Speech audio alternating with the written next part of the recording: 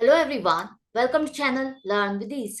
आज हम सॉल्व करेंगे सीबीएसई 2020 क्वेश्चन पेपर में। क्वेश्चन आया था एडमिशन ऑफ अ पार्टनर से रिलेटेड। उसे आप कैसे सॉल्व करोगे, प्रेजेंट करोगे, सब कुछ सीखना है, समझना है। तो मेरे साथ एंड तक बने रहना।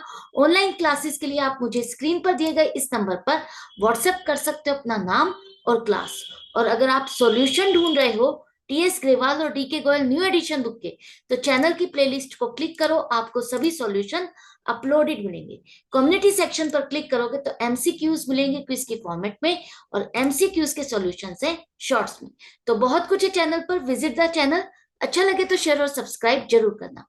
क्वेश्चन में दिया है कि अचला और बॉबी दो पार्टनर है, प्रॉफिट शेयरिंग रेशियो 3:1 है।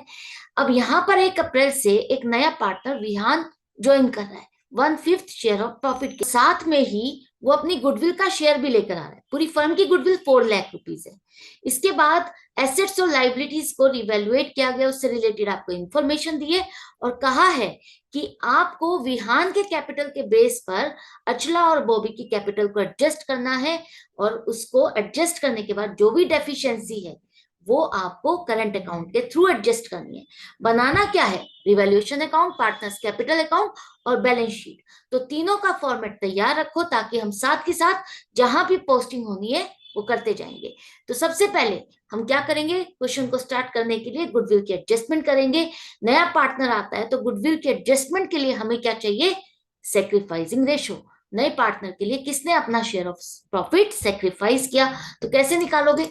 सबसे पहले देखो, अचला और बॉबी की प्रॉफिट शेयरिंग रेशियो थी 3:1।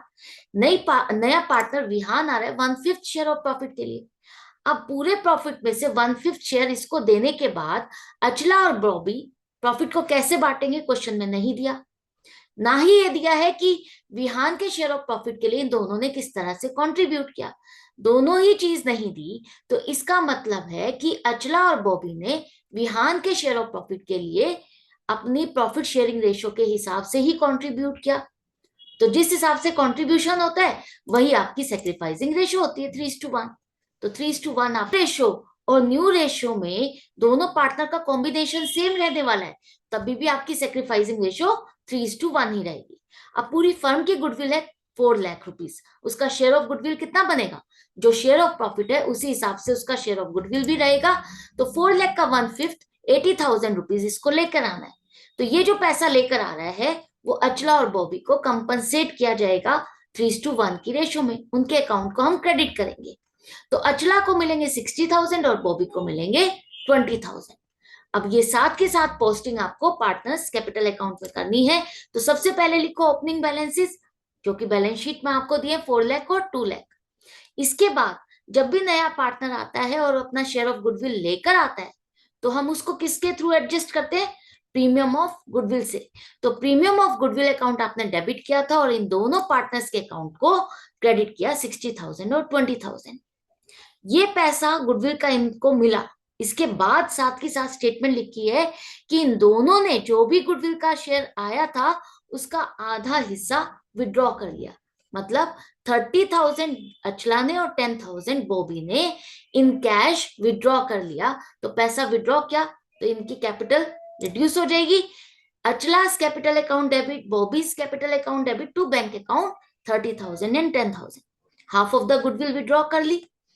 नेक्स्ट पॉइंट अब आपका गुडविल के एडजस्टमेंट के बाद आता है कि हम बैलेंस शीट में चेक करें क्या कोई रिजर्व्स है, एक्यूमुलेटेड प्रॉफिट या लॉसेज है। हाँ, जनरल रिजर्व है 40,000, जो कि ओल्ड पार्टनर्स में ओल्ड रेशियो में आप डिस्ट्रीब्यूट करोगे।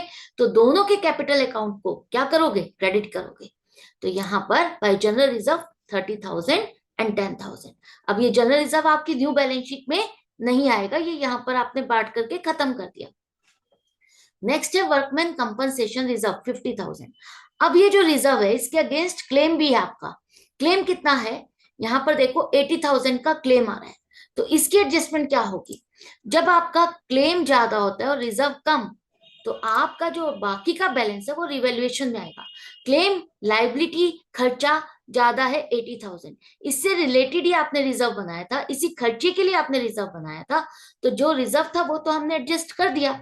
उसके बाद भी आपकी लाइबिलिटी या खर्चा ज्यादा है, तो उस खर्चे को अब हम कहाँ बुक करेंगे? रिवैल्यूएशन में बुक करेंगे। तो खर्चा है तो डेबिट साइड पे लिखोगे। यहाँ पर to workman compensation claim account 30,000। अब ये लाइबिलिटी है, क्लेम है जो अभी आपने पे नहीं किया है, एक्सेप्ट किया है, तो ये आपकी बैलेंस शीट में आएगा, यहाँ पर लाइबिलिटीज में, नई बैलेंस शीट में वर्कमैन कंपनसेशन क्लेम 80,000। 80,000 की लाइबिलिटी आपने एक्सेप्ट की है ना, तो 80,000 आएगा, ना तो 50,000 आएगा ना ही 30,000। टोटल खर्चा, टोटल लाइबिलिटी जो अब आपको पे करनी है वो 80,000 है। नेक्स्ट अब आपका रिवैल्यूएशन से रिलेटेड पॉइंट आएगा। आपने सारे एक्यूमुलेटेड प्रॉफिट्स, रिजर्व सब एडजस्ट कर दिए हैं। इसके बाद हम रिवैल्यूएशन में नेक्स्ट पॉइंट कवर करेंगे। यहां पर देखो, Achala took over the stock at ₹35,000। हमारा स्टॉक है 45,000 का, और आपने इसको 35,000 में एक तरह से बेच दिया है पार्टनर अचला को, तो 10,000 का लॉस हो रहा है। या आप समझो कि स्टॉक की वैल्यू हमने 35,000 लगाई, तो दोनों ही केस में अगर decrease in value of asset या loss on sale of asset, दोनों ही केस में आपको कहां दिखाना है, डेबिट साइड पर रिवैल्यूएशन में 10,000 कि स्टॉक को बेचा, स्टॉक की वैल्यू कम हुई 10,000 से, तो यहाँ पर डेबिट साइड पर आएगा। अब स्टॉक आपने बेच दिया है तो आपका बैलेंस शीट में नहीं आएगा, लेकिन खरीदा किसने है, अचला ने। अचला ने अभी आपको पेमेंट नहीं की है, तो हम उसके कैपिटल अकाउंट को ही डेबिट करेंगे कि हमें इससे पैसा लेना है, टू स्टॉक अकाउंट 35,000।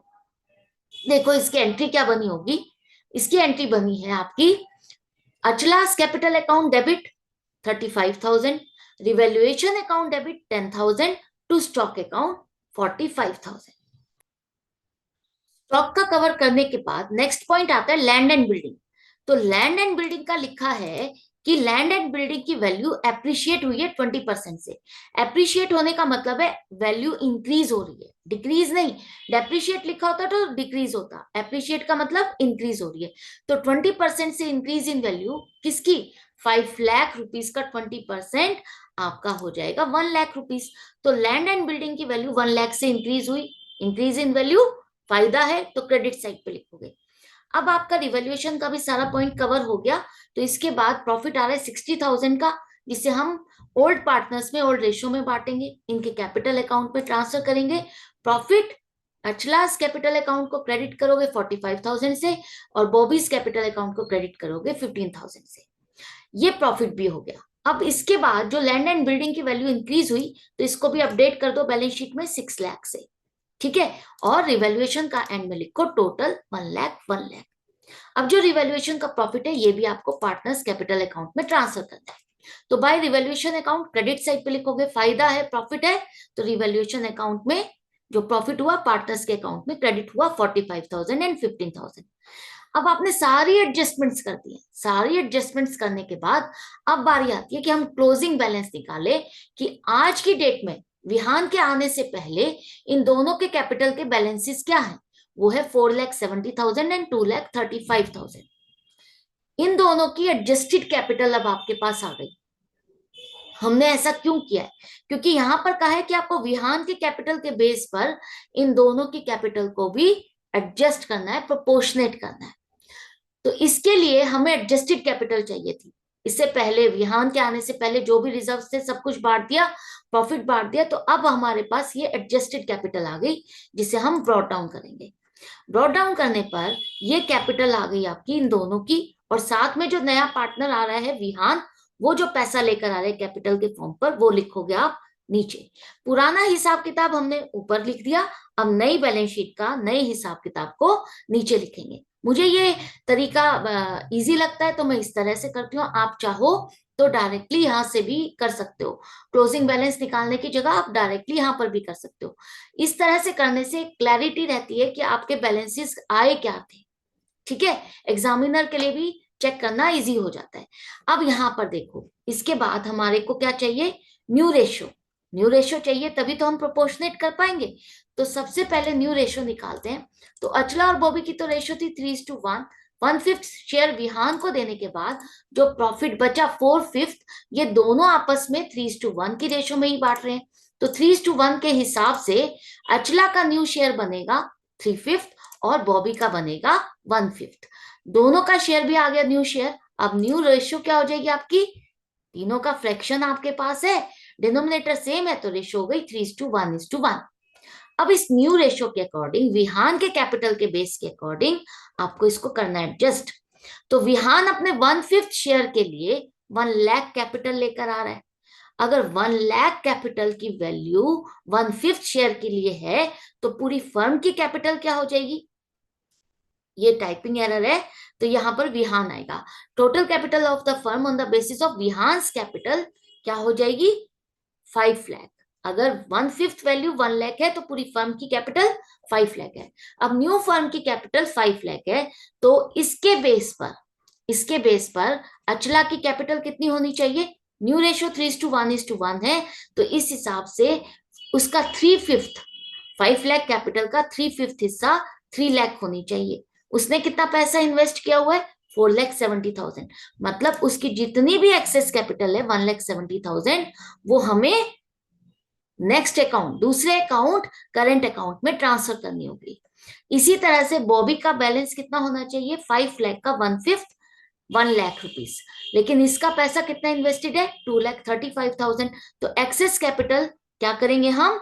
दूसरे अकाउंट, करंट अकाउंट में ट्रांसफर कर देंगे। जब पैसा एक्स्ट्रा है, हम क्या कह रहे हैं? विड्रॉ नहीं करना। विड्रॉ करते तो हम क्या कहते? इनके कैपिटल अकाउंट को डेबिट करते और बैंक अकाउंट को क्रेडिट करते। अब विड्रॉ नहीं करना, दूसरे अकाउंट में ट्रांसफर करना है, एक तरह से दूसरी जेब में ये पैसा डालना है। तो क्या हो जाएगा?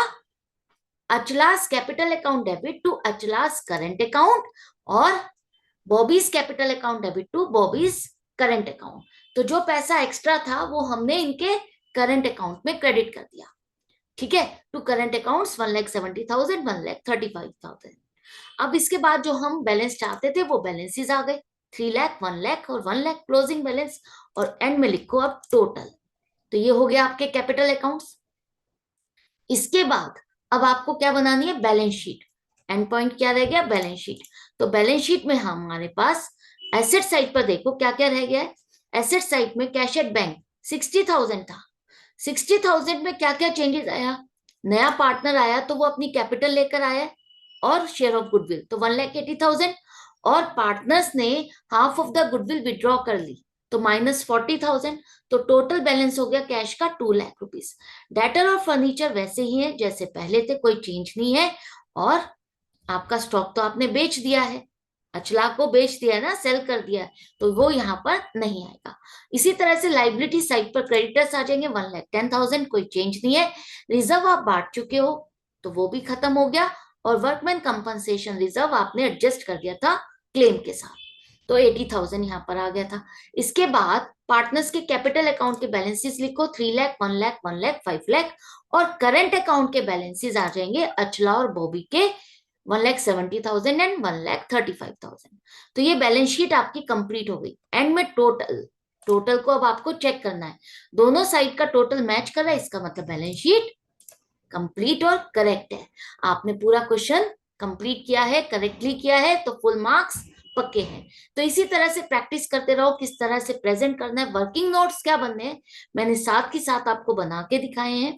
तो इसी तरह से मिलते हैं हम नेक्स्ट वीडियो में नेक्स्ट क्वेश्चन के साथ, अपनी प्रैक्टिस जारी रखते हुए। Good bye and take care.